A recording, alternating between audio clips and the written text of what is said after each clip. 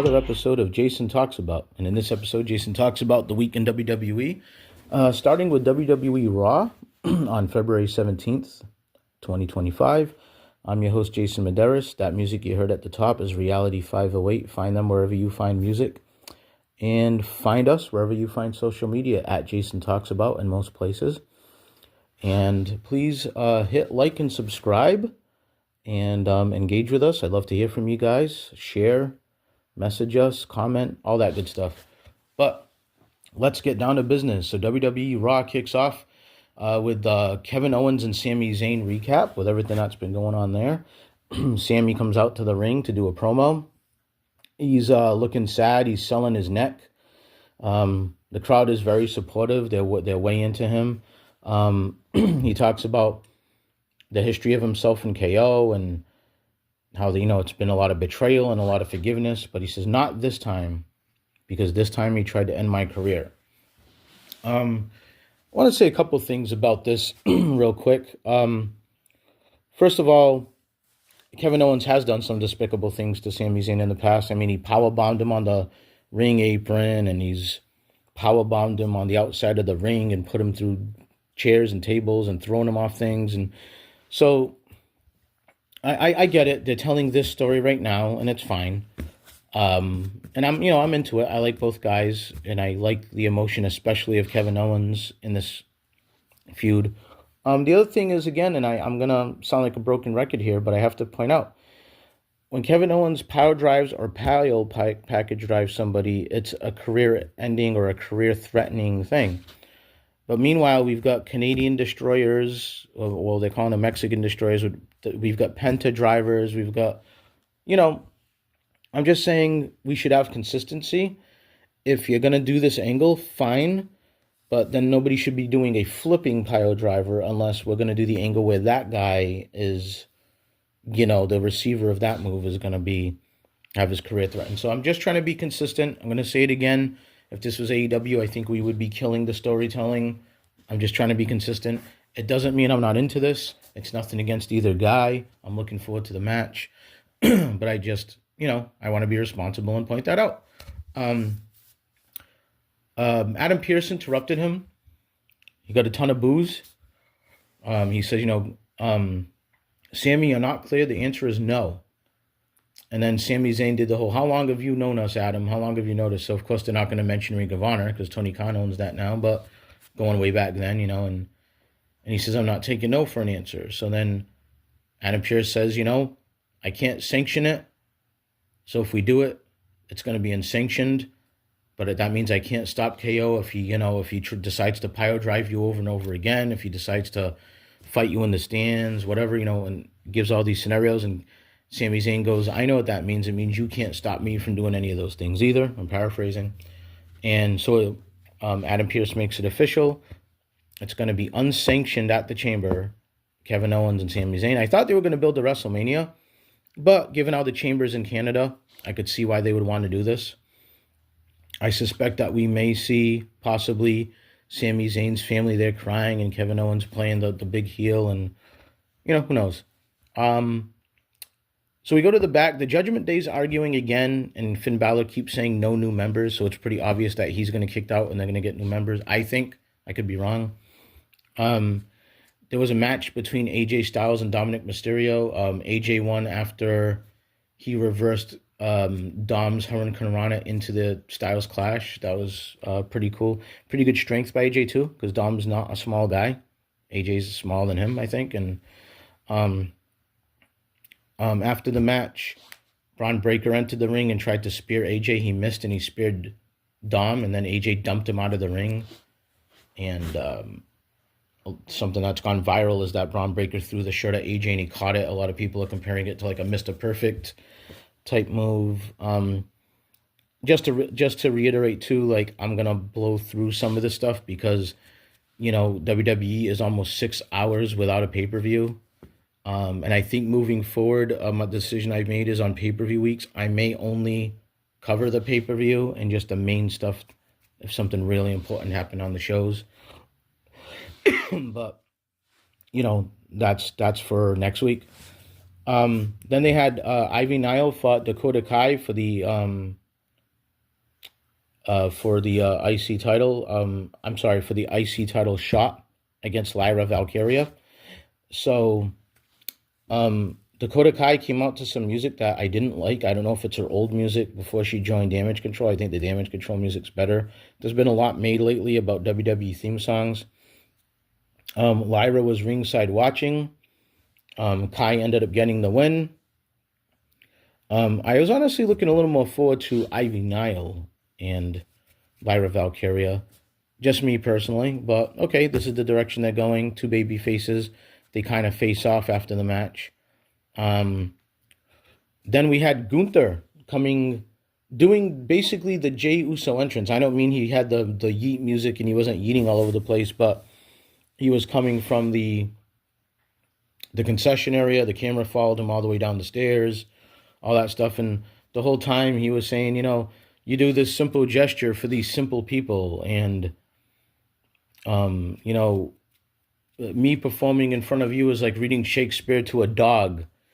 And he said, all you people up here, you support Jey Uso, but the match won't happen up here. It's going to be in the ring where I'm superior and there's you suck chants and we want Jay chants. And Gunther makes it all the way down. He talks to Cole and Pat McAfee and he throws the mic at Pat McAfee and he says, don't you think, he says, do you think Jey Uso can beat me?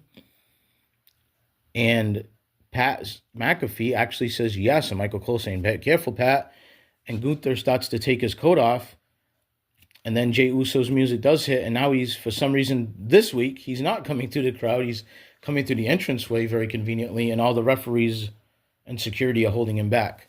Jey Uso ends up breaking free. Surprise, surprise. They get into a big brawl. And the security separates them. And Jey Uso celebrates doing his yeeting. And the crowd and Pat McAfee join him. So, still building to that. Then we had Kathy Kelly was in the back with Liv and Raquel talking about the video of them at, being present after the Jade Cargill, attack. And Liv Morgan says, you know what, we wouldn't lie about it if we did it. And, it does seem like the heels wouldn't lie about it. So my money's still on Naomi. We'll see. Then we had Pete Dunne versus Penta. About partway through the match, Kaiser came to ringside.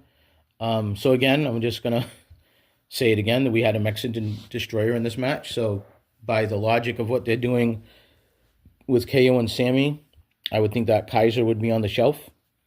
I'm sorry, Dunne in this match. At one point, Kaiser did interrupt a Penta dive, so he jumped up on the apron as Penta was going to dive, and Dunne was able to take over off the distraction. At one point, Dunne argued against Kaiser and told him basically to stay out of his business. While that was going on, Penta pushed Dunne into Kaiser and then nailed Pete Dunne with the Penta driver and won. But then Kaiser attacked. And then Kaiser and Dunne were both arguing on the outside of the ring after this. And then Penta got his wits back about him and dove on both of them. And that's how the segment ended. So I don't know when Rey Fenix can enter, but could we get Dunne and Kaiser against the Lucha Brothers? That wouldn't be a bad first match for them.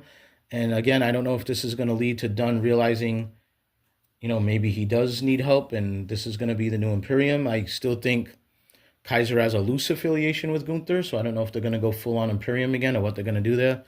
There's a lot of ways they could go, but at least I'm a little interested in Pete Dunne now, a lot more than I was before. Kathy Kelly's in the back with Jey Uso, and he's just talking again about how people are doubting him, and he's the Rumble winner for a reason, and, just pushing back on the whole narrative of Gunther kind of laughing at him and dismissing him. Like I said, unpopular opinion, I think Gunther should retain. I don't think it's going to hurt Jey Uso. He's super over. That's just me at WrestleMania. There was a package on Roxanne Perez. I think this means she's full-time now on Raw. She actually fought Raquel Rodriguez. This was to get into the chamber. I thought it was a good showing of Raquel's strength throughout the match. Perez definitely had to fight as like the smaller underdog.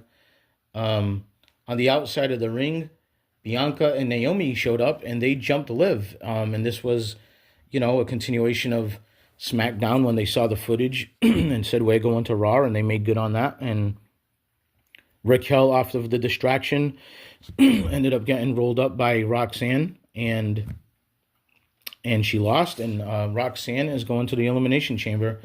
Raquel ended up saving Liv after she got rolled up. She pulled her through the crowd. So then we had Kathy Kelly's in the back, and she's talking to Karrion Kross, and he's talking about Sami Zayn and Jey Uso and all kind of things, and Seth Rollins. And I've never seen a guy that talks so confidently about all the main event people and all this machinations and all this foresight he has and blah, blah, blah, and loses probably 99 out of his last 100 matches. So I'm not knocking Karrion Kross, whatever. I'm just saying if he's supposed to be this mysterious guy with like this, I don't know, power over everybody and all these deep-rooted plans, maybe he should like win a couple of matches. I don't know, just me. So the New Day have an in-ring promo talking about how last week they smashed Ray's leg with the chair and they can barely talk because of all the boos, and they just keep talking, they're burying Ray, and then the LWO interrupt and they jump the New Day, and that was that. The New Day bailed, so more to come, I guess. Kathy's in the back with Bianca and Naomi, and they're just putting over the chamber, and they're still not done with Liv and Raquel. Then the main event was Seth Rollins versus Finn Balor. I noticed that Finn went back to his old music, not his old demon music, but his heel music, Judgment Day music, rather than whatever that was he came out to at the Royal Rumble. So I think that's very telling. I think he was one of the people that wasn't happy with the new music, and I agree.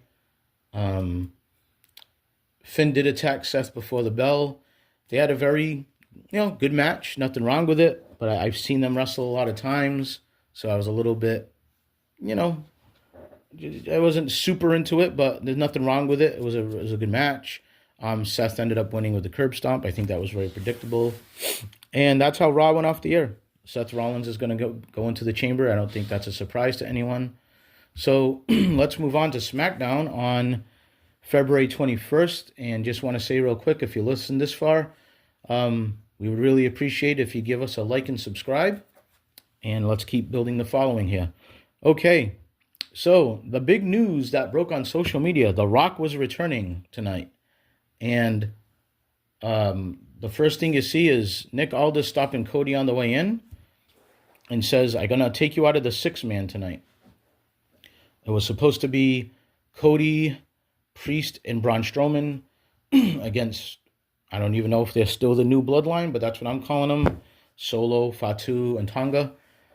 And Cody's upset, of course, and says, no, who do I have to talk to? We need to fix this. And Aldis says, there's nobody to talk to if you smell what I'm cooking. So basically implying that the final boss made this decision. So there's really no one to complain to. I guess he could call, the owner of TKO, but, him and The Rock are boys, so I guess that ain't going to work. The first match was Drew McIntyre versus Jimmy Uso. Jimmy did the big over-the-top entrance from the back where the camera followed him, and he's trying to hype everybody up. And I'm not knocking him. It's just it's funny. It's just definitely not as hyped as Jey Uso for sure. But these guys had a decent match. I think Drew McIntyre almost always has a good match in my opinion. He gave Jimmy. There was a really impressive part where he gave Jimmy the Alabama Slam on the steel steps, like face first. That was pretty cool. Later on, that would come back to bite Drew, though, because he went for an Alabama Slam in the ring, and Jimmy reversed it into a roll-up and won. I was actually very surprised at this. I don't think Jimmy Uso should be beating Drew McIntyre at this point, but Drew attacked Jimmy after the bell. The officials broke it up, and Drew McIntyre acted like he was going to comply and walk away, and then, of course, he escaped like everybody does, ran down back into the ring, and claymore Jimmy and laid him out. So more to come, I guess, with Jimmy and Drew. They showed Solo arriving in the back. Fatu and Tonga were waiting for him. And Solo says, look, last week was an accident when I hit Tonga. And Fatu says, I know it was an accident, because if it wasn't, you wouldn't be standing here right now. And Solo just kind of puts over Fatu a little bit and says, see, that's what I'm talking about. That's the fight I need out of you, and that's why I love you. And so it's kind of clear that I think Fatu is done taking orders, and especially with Solo disappearing for a while. So another more intriguing wrinkles to the ongoing bloodline saga and all the branches of it that have been unfoiling now for about 3 years, I think. R-Truth is in the back. He confronts Carmelo Hayes. The Miz tells Carmelo Hayes that he made a tag team match with them two against R-Truth, and R-Truth has to go find a partner. In between this all, there was a Zelina Vega package. She's coming to SmackDown. Then we went to Miz and Mello versus R-Truth and a mystery partner, and he says his mystery partner, now they were in Louisiana, I should have pointed this out, and he says his tag team partner is Louisiana Knight, and LA Knight's trying to explain to him that's not what the LA means, but he just says screw it and goes with it. So we have a match, which I totally expected Knight and Truth to win, but Shinsuke Nakamura came out of the crowd when LA Knight was on the outside. The ref was dealing with what's going on inside. He hit LA Knight from behind, and that caused the heels to have the numbers on R-Truth, and Miz pinned R-Truth, and the heels won the match. All right, so then we had Tiffany Stratton versus Candice LeRae, and Tiffy got on the mic and cut a promo about Charlotte before the match started, and then Nia came out and she interrupted, and Charlotte came out and she's on commentary, so there's all kind of stuff going on. Don't have a lot to say about the match. Tiffy won with the prettiest moonsault ever, PME, which obviously should have been the result. Nia jumped in and attacked Tiffy with Candice, and then Trish Stratus came out to make the save because, they're going to have the tag team match at the Chamber in Canada. And then Nia attacked both of them, stacked them on top of each other, and then did a squash on both of them, the Annihilator, that did not look good. I think they were a little too far away from the turnbuckle, and I think she was trying not to hurt them because they're stacked on each other, so it's really hard to protect yourself in that scenario. So it didn't look good. They probably should have figured out another way to play this out, and then Charlotte just kind of stood over Tiffy at the end for the second week in a row where Tiffy was laid out.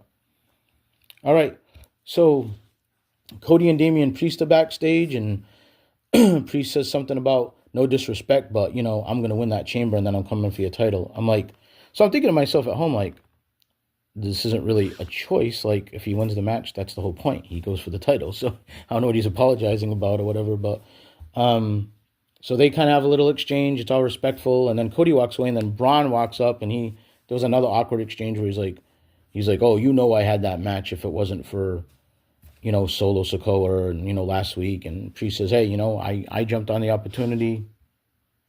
Just, whatever. I don't know. It was just a weird exchange. I think Braun Strowman really needs to go back to being the heel monster, in my opinion.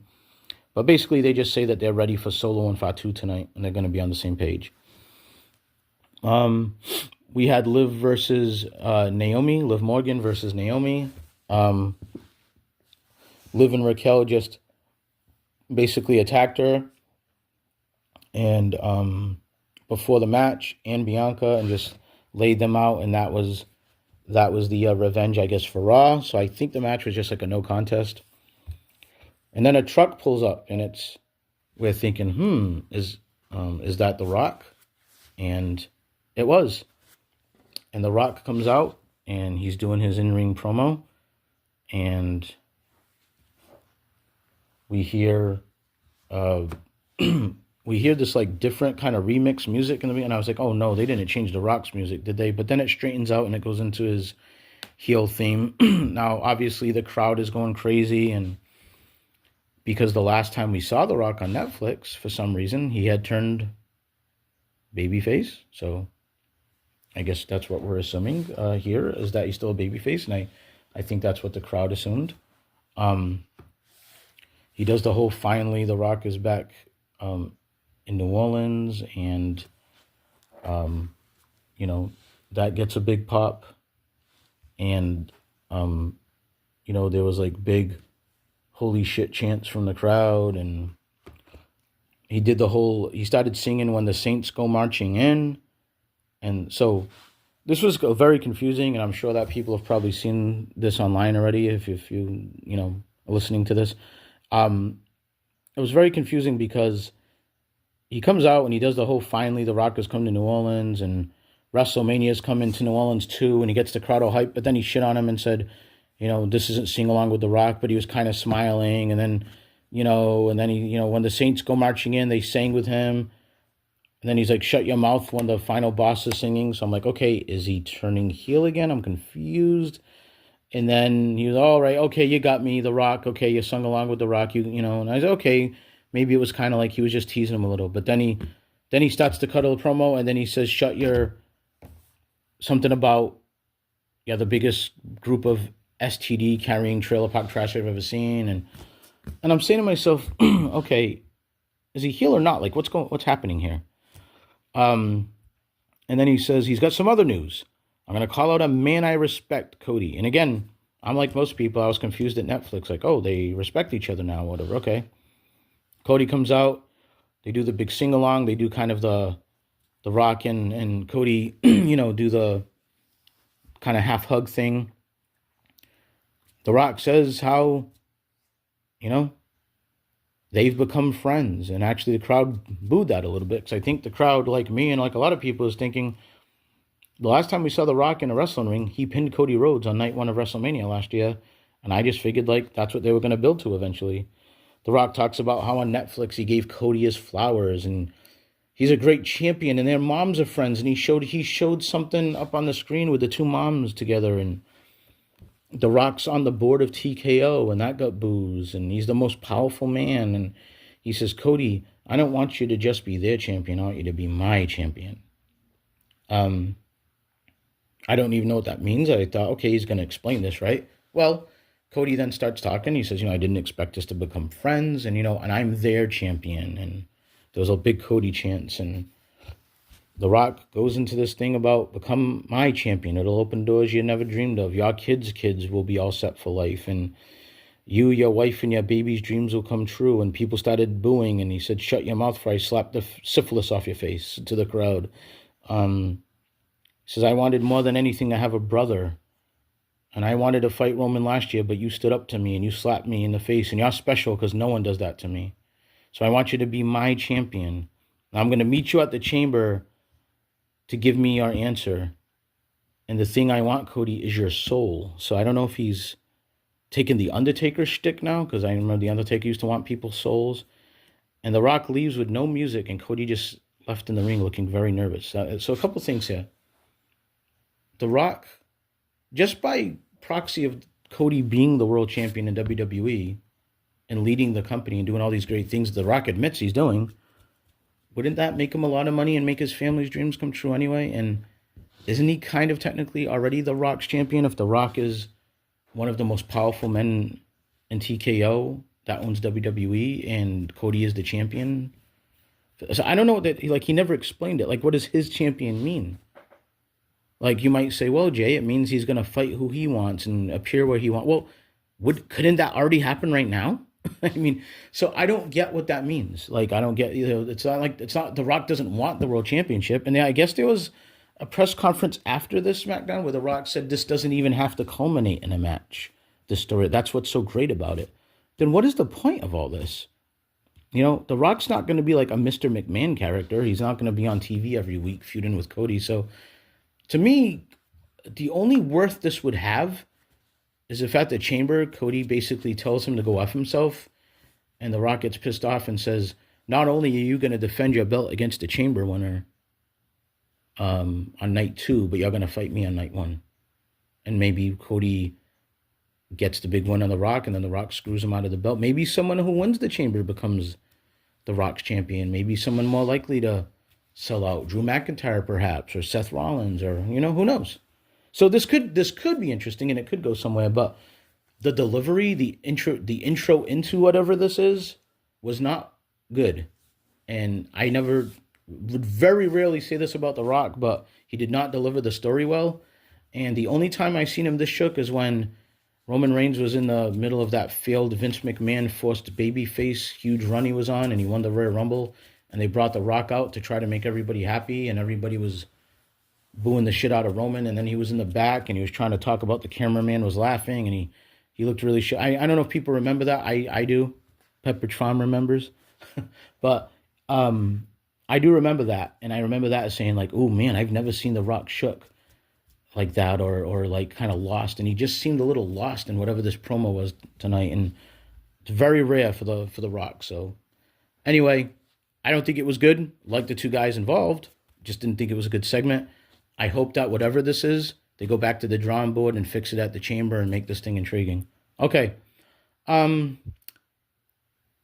don't understand why this wasn't the last thing on the show, probably because The Rock, I guess, has a tendency to kind of just take as much time as he needs, and then the show has to adjust, so maybe that's why. But, man, what a drop-off. This reminds me of at the Royal Rumble what they did to poor DIY, because right after that, it was DIY versus Pretty Deadly. Are you kidding me? After The Rock and Cody Rhodes, this is what they put on?